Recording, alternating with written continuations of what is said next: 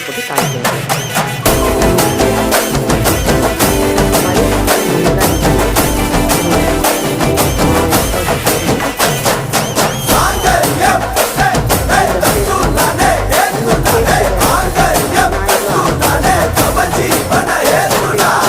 செல்லக்குட்டி ராசாத்தி போக மாட்டேன் சுடேத்தி உன்னால நானும் நடைய பெற்றேனே மாத்தி வெள்ளக்கட்டி நீ ஆத்தி பெடல பொண்ணைய மாத்தி விட்டு விட்டு போகாதவோ அன்ப காப்பாத்தி. நம்ம வந்து இது முந்திரி திராட்சை போட்டு தாளித்து போட வேண்டியதுதான்.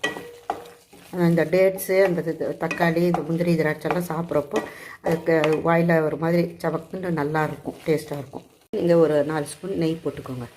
நான் சும்மா 2 ஸ்பூன் தான் போடுறேன். இப்போ பார்த்தீங்கன்னா நல்லா சுருண்டு வந்துருச்சு.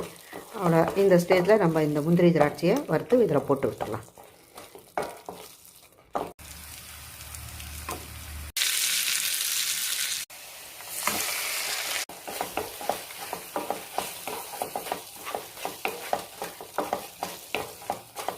பாத்திரத்தில் ஒட்டாமல் அப்படியே வருது பாருங்கள். தண்ணி கிண்ணி எல்லாம் இந்த தக்காளி தண்ணி எல்லாம் சுண்டிடுச்சு. அப்படியே இதில் போட்டு பண்ணியாச்சு. இந்த தக்காளி சீசன் இப்போ சீப்பாக இருக்கிறதுனால இந்த மாதிரி தக்காளி இது அல்வா செஞ்சு நீங்கள் ஃப்ரிட்ஜில் வச்சுட்டிங்கன்னா எப்போ வேணால் கூட எடுத்து சாப்பிட்லாம். ப்ரெட்டில் சப்பாத்தியில் எல்லாம் வச்சு சாப்பிட்லாம். பிடிச்சிருந்தால் லைக் பண்ணுங்கள், ஷேர் பண்ணுங்கள், சப்ஸ்கிரைப் பண்ணுங்கள்.